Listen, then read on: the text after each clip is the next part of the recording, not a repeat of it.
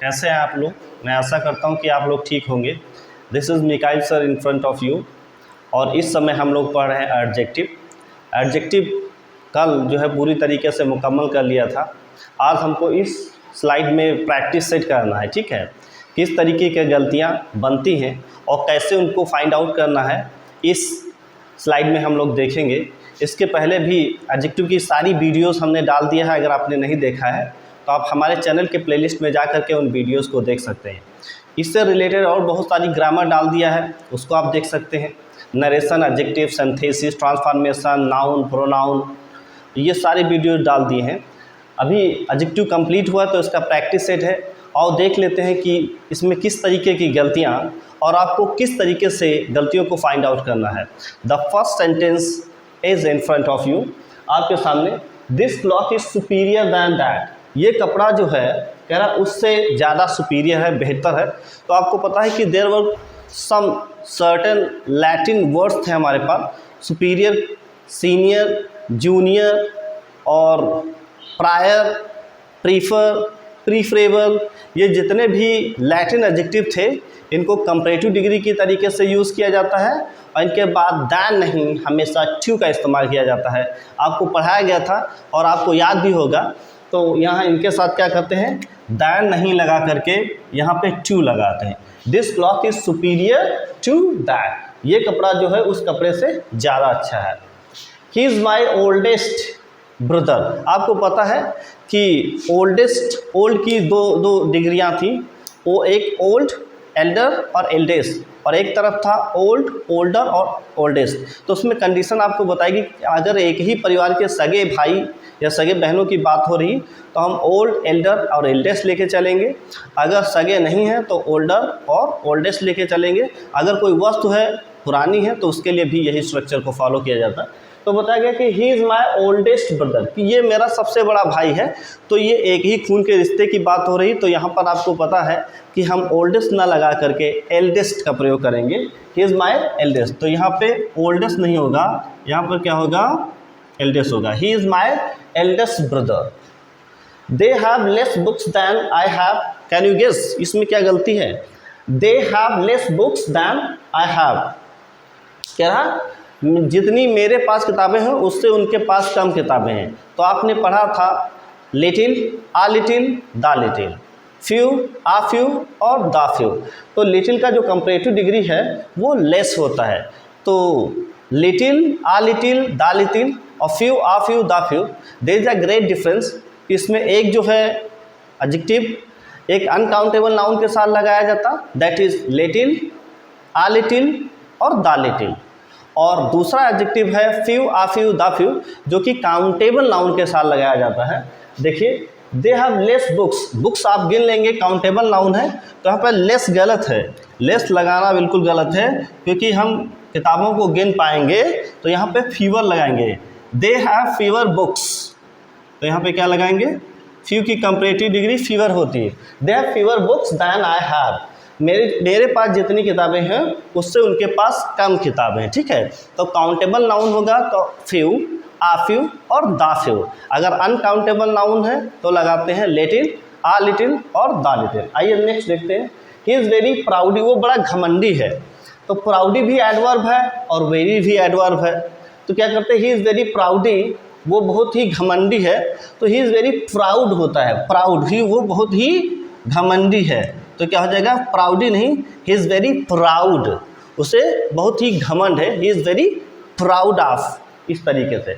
This pen is better than any pen of this packet. कह रहा ये कलम जो है पैकेट के किन्हीं दूसरे, जब अफर्मेटिव सेंटेंस होता है तो कंपेयर दो लोगों के बीच में करते हैं। तो ये कह रहा this pen is better than any other pen of this packet, मतलब इस पैकेट के दूसरे कलमों से अच्छा है। तो यहाँ पर एनी और पेन के बीच में क्या लगाना पड़ेगा, हमको अदर लगाना पड़ेगा, यहाँ पे एनी अदर, ठीक है। This pen is better than any other pen of this packet, इस तरीके से।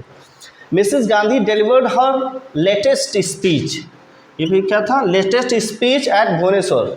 मिसेस गांधी ने भुवनेश्वर में अपना लेटेस्ट मीन्स सबसे सबसे पुराना नहीं, ये सबसे अंतिम भाषण दिया। जैसा कि आपको लेटेस्ट पता है, ये टाइम के लिए लगाते हैं और लास्ट लगाते हैं पोजीशन के लिए। तो Mrs Gandhi deliver her last speech at Bhubaneswar. तो यहाँ पर लेटेस्ट लगाना गलत है, यहाँ पे क्या किया है, अंतिम भाषण दिया। Mrs Gandhi deliver her last speech at Bhubaneswar, ठीक है। The street of Kolkata are wider than Varanasi. आपको बताया गया था कि कंपेयर हमेशा सेम थिंग्स में करते हैं। अगर सेम थिंग्स में कंपेयर नहीं करेंगे तो अर्थ बिल्कुल गड़बड़ हो जाएगा, बिल्कुल समझ में नहीं आएगा। जिन चीज़ों का कंपेयर मतलब एक ही जात की वस्तुओं से करते हैं, अगर एक जात की वस्तुओं से नहीं करेंगे तो फिर वो डिग्री ना हो करके वो फिगरेटिव लैंग्वेज में इस अलंकार बन जाएगा, फिगर ऑफ स्पीच। यहाँ पर आप देखते हैं क्या है, the street of Kolkata are wider than Varanasi. यहाँ पे लिखा है कि कलकत्ता की जो गलियाँ हैं वो वाराणसी से बड़ी हैं। तो ये यहाँ पे गलत है, वाराणसी से नहीं है। गलियों की तुलना गलियों से और कलकत्ता की तुलना वाराणसी से इस तरीके से हो जाए।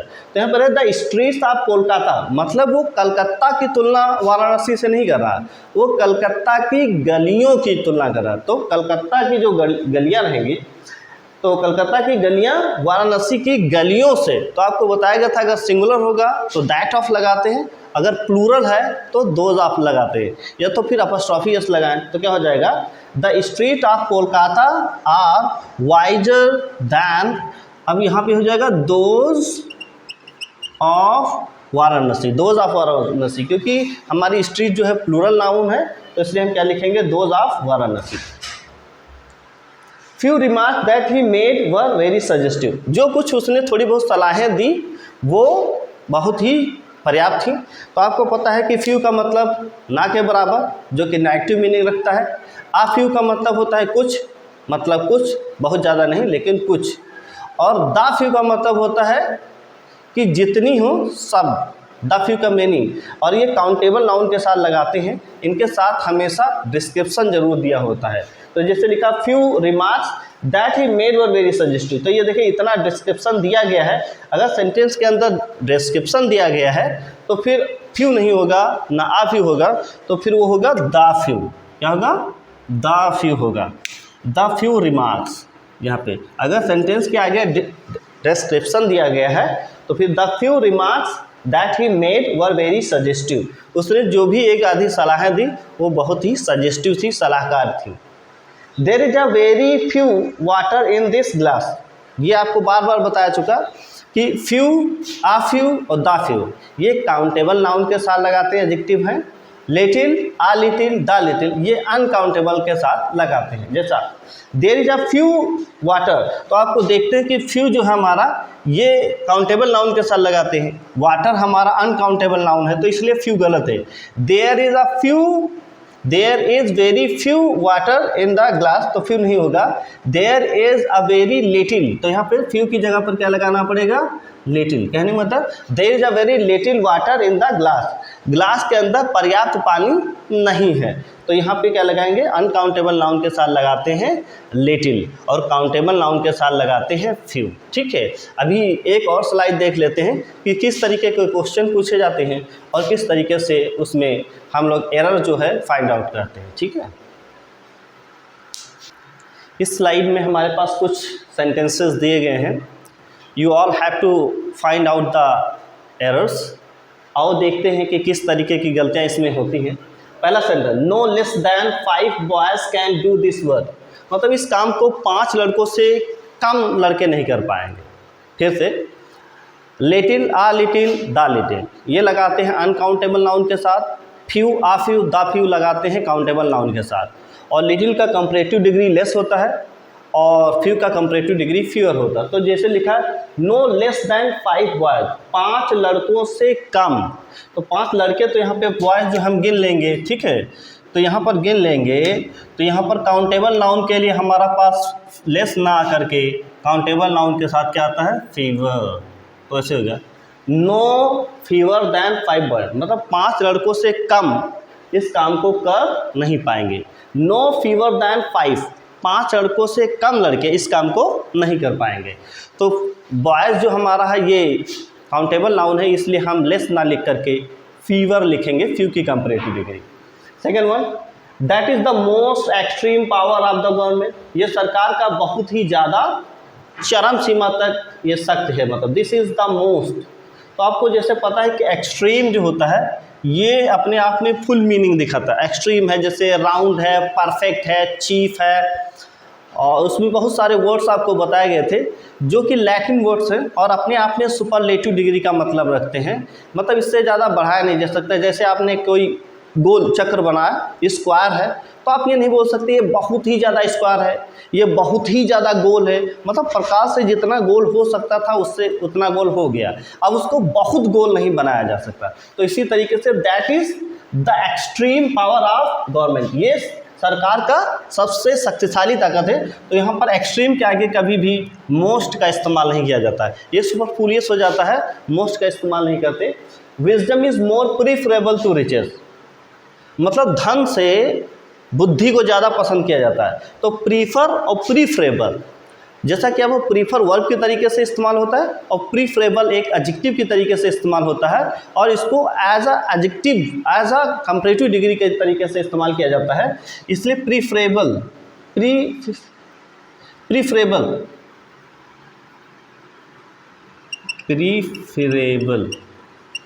प्रीफरेबल के साथ कभी भी हम लोग मोर का इस्तेमाल नहीं करते, क्योंकि ये कंपैरेटिव डिग्री की तरीके से इस्तेमाल किया जाता है।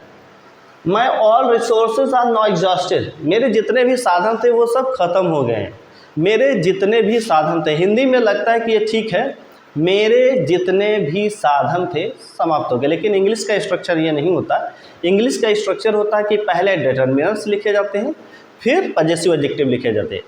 तो बोला जाएगा सारे मेरे साधन, सारे मेरे सारे साधन नहीं, सारे मेरे साधन खत्म हो गए हैं। तो यहाँ पर माई ऑल रिसोर्सेज नहीं, यहाँ पर होगा all my resources, all my resources, इस तरीके से, ठीक है। तो इसमें क्या होता है, हम लोग क्या करते हैं, ये ऑल को डिटर्मिनर जितने भी होते हैं उनको आगे लेके जाते हैं, ये एडजेक्टिव हो गया और ये एज अ नाउन हो गया। ही फेल्ट सेम, उसने शर्मिंदगी महसूस की। तो ये फेल्ट हमारा जो है ये इंट्रांसिटिव वर्ब है, और इंट्रांसिटिव वर्ब फेल्ट हमारा ये लिंकिंग वर्ब है। तो फेल्ट के बाद हमेशा एडजेक्टिव लिखा जाता है, इसलिए सेम ना लिख करके ही फेल्ट अशेम्ड होगा, ही फेल्ट अशेम्ड, उसने शर्मिंदगी महसूस की। यहाँ पर हमको लिखना पड़ेगा एडजेक्टिव, ही फेल्ट अशेम्ड, उसने शर्मिंदगी महसूस की। आई आंसर्ड मच क्वेश्चन, फिर से आपके सामने है। तो जैसा कि आप मच में नहीं पढ़े होंगे, मैनी का प्रयोग काउंटेबल नाउन के साथ किया जाता है और मच का प्रयोग अनकाउंटेबल नाउन के साथ किया जाता है। तो जैसे लिखा I answered much question, question तो आप गिन लेंगे, तो एक काउंटेबल नाउन है, काउंटेबल नाउन के साथ मच का इस्तेमाल नहीं करते बल्कि मैनी का इस्तेमाल करते, ठीक है। आई आंसर्ड मैनी क्वेश्चंस, मैंने बहुत सारे प्रश्नों का उत्तर दिया। She is more clever than her sister, वो अपने बहन से ज़्यादा वो बुद्धिमान है। तो आपको पता है कि क्लेवरर ये था, she is more cleverer than her sister, वो अपने बहन से ज़्यादा। तो ये क्लेवरर भी कंपैरेटिव डिग्री है और मोर भी, तो डबल कंपैरेटिव डिग्री का प्रयोग नहीं किया जाता सेंटेंस में। She is cleverer than her sister, वो अपनी बहन से ज़्यादा चतुर है, इसलिए मोर की कोई ज़रूरत नहीं है। I shall not buy some mangoes, मैंने कुछ भी आम नहीं खरीदे। तो आपने पढ़ा था सेंटेंस अगर अफर्मेटिव है तो हम लगाते हैं सम, और सेंटेंस अगर नेगेटिव है तो हम लगाते हैं एनी। तो सेंटेंस ना हो करके सेंटेंस का भाव अगर अफर्मेटिव है तब लगाएंगे सम, और सेंटेंस का भाव अगर नेगेटिव है तो हम लगाएंगे एनी। लेकिन सिलेक्शन के दौरान हम लोग सबके साथ एनी का ही इस्तेमाल करते हैं। तो I shall not buy any mangoes, यहाँ पर क्या हो जाएगा any mangoes. I shall not buy any mangoes, क्योंकि सेंटेंस है नेगेटिव इसलिए नॉट लगाया गया है, ठीक है। अभी एक स्लाइड और देख लेते हैं। आइए देख लेते हैं कि इस स्लाइड में कैसे सेंटेंसेस दिए गए हैं और इन सेंटेंसेस में किस तरीके की एरर है। जैसे ही इज़ अ माइजर मैन, वो एक कंजूस व्यक्ति है। तो माइजर हमारा खुद ही में नाउन है, तो नाउन माइजर नाउन है, तो इसलिए इसको एडजेक्टिव के तरीके से वर्क नहीं कराया जा सकता। ही इज़ अ माइजर, तो यहाँ पर मैन की कोई ज़रूरत नहीं है। ही इज़ अ माइजर, वो एक कंजूस है। माइजर हमारा एक नाउन वर्ड्स है, तो इसलिए हम बोलेंगे ही इज़ अ माइजर। तो इसलिए ही इज़ अ माइजर मैन लिखने की कोई ज़रूरत नहीं है, क्योंकि ही इज़ अ माइजर वो एक कंजूस व्यक्ति है। ठीक है। आई don't like these kinds of novels, मुझे ऐसी नॉवेल्स पसंद नहीं है। आई डोंट लाइक दीज काइंड्स, तो काइंड्स यहाँ पर एज अ प्रोनाउन के तरीके से इस्तेमाल हो रहा। दीज लगा तो दिस इज प्लूरल नंबर, तो आई डोंट लाइक दीज काइंड्स, तो यहाँ पे क्या होगा kinds. I don't like these kinds of novel, मुझे इस तरीके की नॉवेल्स नहीं पसंद है। ठीक है। आई डोंट लाइक दीज काइंड्स, तो ये प्लूरल नंबर है, इसलिए नाउन हमारा क्या होगा plural number. I don't like these kinds of novel. This is the best of the two books, क्योंकि आपके सामने दो लिखा है तो दो के बीच में कंपेयर होता है, सुपरलेटिव डिग्री नहीं होती है।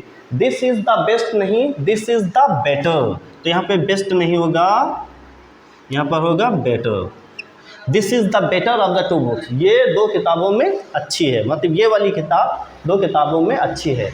He is one of my best friend, ये हमारे बहुत सारे मित्रों में ये वाला बंदा जो है वो मेरा मित्र है, तो he is one of my best friends होगा, यहाँ पे हमको एस लगाना पड़ेगा। ये हमारे बहुत से अच्छे मित्रों में से एक अच्छा मित्र है। ठीक है। He is one of my best friends, best friend के कैटेगरी में से ये एक बेस्ट फ्रेंड है। ठीक है। द फ्लावर स्मेल स्वीटली, फूल जो हैं वो बहुत ही मधुरता से महकते हैं फूल। तो जैसा कि पता है कि हमको there are two types of verb, dynamic verb और स्टैटिक वर्ब। तो डायनेमिक वर्ब्स की तारीफ जो है एडवर्ब करता है और स्टैटिक वर्ब की तारीफ एडजेक्टिव करता है, जबकि स्वीटली जो है यहाँ पर एडवर्ब है, और जब डायनेमिक स्टैटिक वर्ब रहेगी तो हम लोग उसकी तारीफ एडजेक्टिव करता है। और जैसे ही sings a song, he sings a song sweetly, तो ये सही हो जाएगा। यहाँ पे स्वीटली जो है तारीफ कर रहा है डायनेमिक वर्ब की। He sings a song sweetly, वो मधुरता से गीत गाती है, तो स्वीटली जो है वो एडवर्ब की, वो मतलब वर्ब की तारीफ करता है।